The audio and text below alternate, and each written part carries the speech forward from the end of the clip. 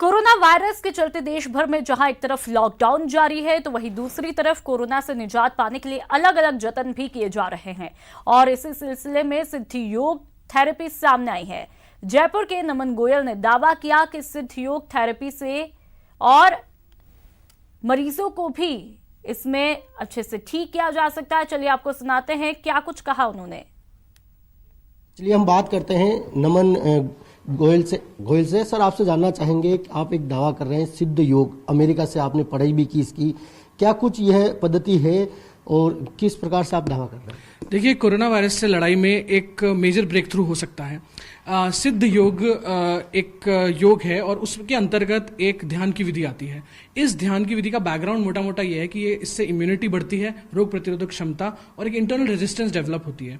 तो हमने इस ध्यान की विधि को कुछ जयपुर जोधपुर के करीब 12 से 14 कोरोना वायरस पेशेंट्स को दिया और 5 फैमिली के 12 लोग ऐसे हैं जो कि एक हफ्ते के अंदर 7 दिन एवरेज, 7 से 10 दिन एवरेज, 7 दिन में रिकवर हो गए, जो कि पिछले 3 वीक से हॉस्पिटल में एडमिट थे। ये जो योग पद्धति है, जो सिद्ध योग, इसमें अगर कोई कोरोना का मरीज है, कोई पॉजिटिव पाया जाता है तो कितना समय उसको लगेगा कवर होने में और किस प्रकार की ये प्रक्रिया रहती है, थोड़ा सा विस्तार? देखिए, मैं बताता हूँ सिद्ध योग क्या है। योग क्या है, सबसे पहले बिल्कुल शॉर्ट में, कि जो पतंजलि योग सूत्र है, जो पतंजलि ऋषि ने योग पे सबसे बड़ा ग्रंथ लिखा है, उसमें योग को ह्यूमन कॉन्शियसनेस को डिवाइन कॉन्शियसनेस से मिलन, एडिशन को बोला गया है। जो शक्ति संसार को संचालित करती है, उससे मिल जाने को योग कहा गया है।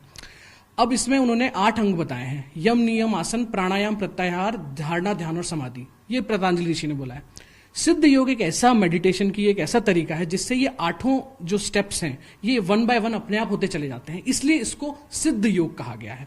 ये संचालित कैसे होता है? इसमें 15 मिनट सुबह और 15 मिनट शाम को ध्यान करना रहता है। और कुंडलिनी जागरण का देखिए, आप सभी ने नाम सुना ही होता है।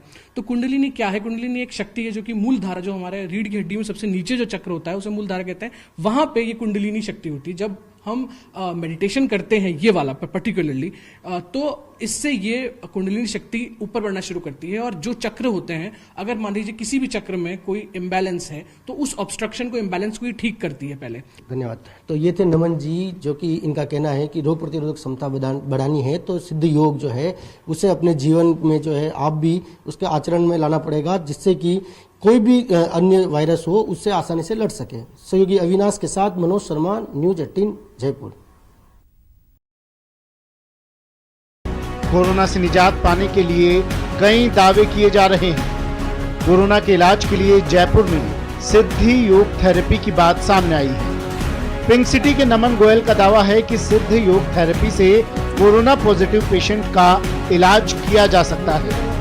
नमन गोयल का दावा है कि सिद्ध योग से इम्यूनिटी बढ़ती है, जिससे कोरोना का इलाज होता है।